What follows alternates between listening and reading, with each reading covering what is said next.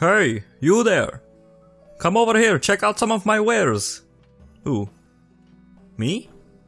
Why? You sell shit from the dumpster. I've seen you go there, take items out of it, and put it right here on the friggin' shop. No, my friend, I promise. They are very good now. Look, check it out, check it out. They're very shiny, very good, high item power, and they are very good purple color, some orange color. It is very nice. Hey there, ladies and gentleladies, and welcome to another quick Dungeon Defenders 2 video, where today we're going to be talking about the item vendors, in particular the Relic Hunter and the Blacksmith, and how they don't get their items from a trash can anymore. Yeah, it's pretty fantastic news. So let's check it out. The Blacksmith. He's selling 2 epic items and the rest are blues, so, I mean, meh. But they're pretty high item power. Check it out, 550. So, he's not selling too many great things, but a couple of epics. But let's check out the Relic Hunter. He is supposed to have some of the better stuff. So check it out. Legendary Medallion with defense power, defense crit damage, vector corrector, iron core, and defense critical chance. That is one damn good medallion. If you don't have an item power 550 medallion, this is definitely one you want to pick up. Not for Great Wall of China, this is not a walling medallion by any stretch, but it's an awesome, and I mean very awesome DPS medallion. So, the item vendors are actually useful now.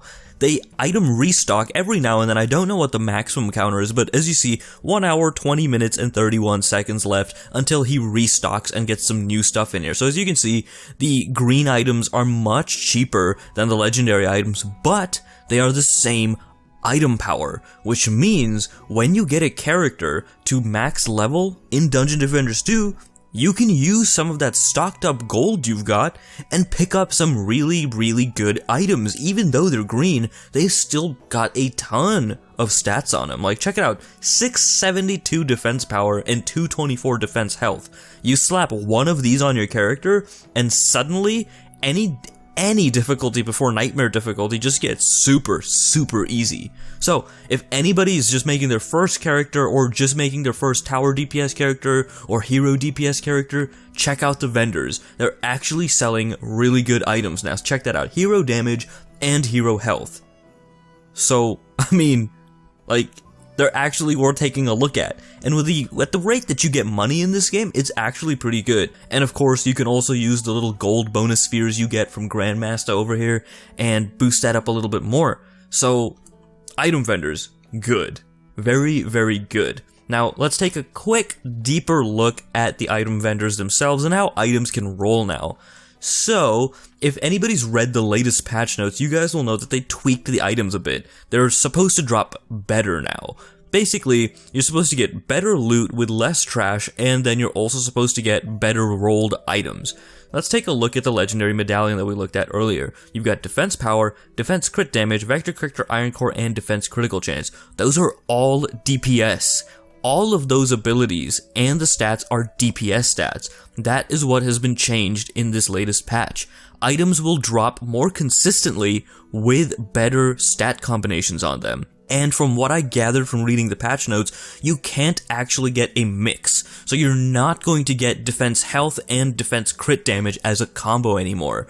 So things like that, completely trash items, are out the window. You're not going to get a completely DPS-based stat weapon, and then the passives on the bottom tier will all be defensive. That's just not going to happen. Now, that is a little bit different when you look at things like totems, where you can see we've got Hardy Blockade and Iron Core and defense power.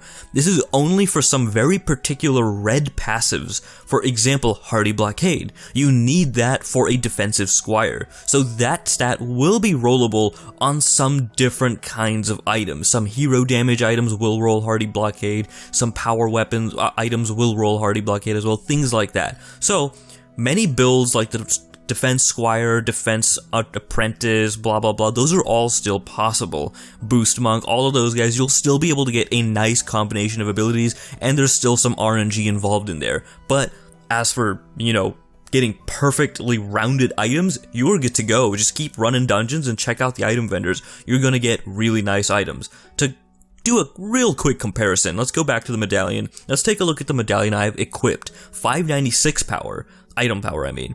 Defense power is 812 and defense crit damage is 263. That is an amazing stat distribution right there. But let's look at the passives. We've got Troll Face, provoke duration increase. That's completely pointless for this character. Automation, 25% chance to hit spike blockade, completely pointless. I don't even play spike blockades with this character. And then defense critical strike chance by 4%. That's good. So we have one good stat on this thing, passive wise. So, yeah. Old items, although you might have really good item power items, the newer item distributions as a whole are going to basically just be better and blow the older items out the water. So, get running those dungeons and just get stocked up on amazing items, really. Also, on a last ending note, let's take a quick look at some of the items I have equipped. As you can see, my vector corrector on my helmet has been nerfed down to 3%. Before, I believe this used to be like 15, 16%, something ridiculous like that, but now it's distributed among other items. So as you saw on my medallion over here, we've got 3%. Then the helmet I have equipped also has 3%. So now you're going to be looking for more well-rounded items for all of your stats, rather than looking for that one perfect item. As you can see, my helmet is only item power 469. I only had this item equipped because it had Vector Corrector on it, and it had it at such a high percentage. I actually think it was like 19%. So, now we don't have to worry about that. We don't have to keep on a really old item power item just because one stat makes it amazing. Now, we can basically, you know, tread the waters, make it really soft and cushiony across all of our items, and get our characters well rounded out easier. Perfect! Great news! Awesome news! I'm excited. Are you excited? I'm pretty excited. Well guys, thanks for watching, like and subscribe if you enjoyed, and good luck defending those dungeons. And leave a comment if you want, I'll read them. Thanks, bye bye. Stay a while and listen.